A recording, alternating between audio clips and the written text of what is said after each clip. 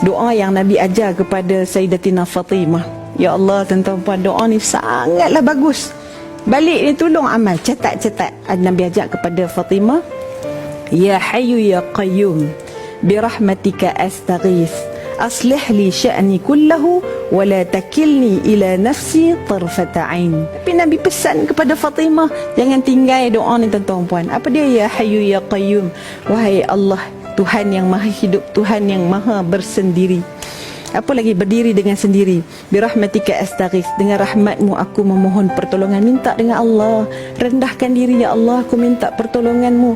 Aslih li sya'ni kullah, perbaikilah untukku urusanku seluruhnya, ya Allah. Wala takilni, dan janganlah engkau serahkan diriku, ya Allah, ila nafsi tarfata ain, walau sekelip mata pun jangan, ya Allah, kau beri aku ni berharap dengan diriku sendiri.